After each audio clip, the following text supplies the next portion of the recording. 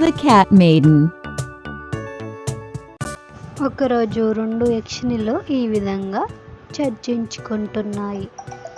మొదటి యక్షిణి ఇలా అంటుంది, మనం ఒకరి స్వభావాన్ని వేరే వారిలాగా మార్చుకోవచ్చు అని మొదటి యక్షిణి అంటుంది.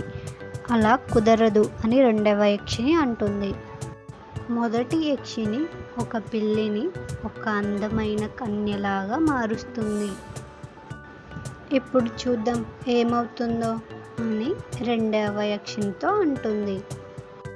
అందమైన కన్యగా మారిన పిల్లి ఓ అందమైన యువకుడిని పెళ్లి చేసుకుంటుంది. వాళ్ళిద్దరూ విందు భోజనం చేయడానికి సిద్ధమవుతారు. అది చూసి మొదటి యక్షిణి ఇలా అంటుంది, చూసావా ఆ కన్యగా మారిన పిల్లి ఎంత మంచిగా మనిషిలాగా ప్రవర్తిస్తుందో, నువ్వు నిన్న ఏదో అన్నావుగా అని అంటుంది.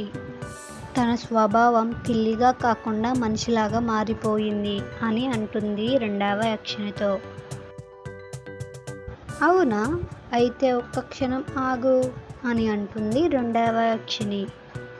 రెండవ యక్షిణి తన మాయాశక్తులతో ఆ కన్య ముందు ఒక ఎలుకను ఉంచుతుంది. ఆ కన్యగా మారిన పిల్లి ఎలుకను చూడగానే పెద్దగా అరుస్తూ ఆ టేబుల్ పైకి ఎక్కి ఆ ఎలుక వెంబడ పడుతుంది. రెండవ యక్షిణి ఇలా అంటుంది, చూసావా స్వభావం ఎప్పటికీ కూడా మారదు అని గ్రహించావా ఇప్పటికైనా అని మొదటి యక్షిణితో అంటుంది.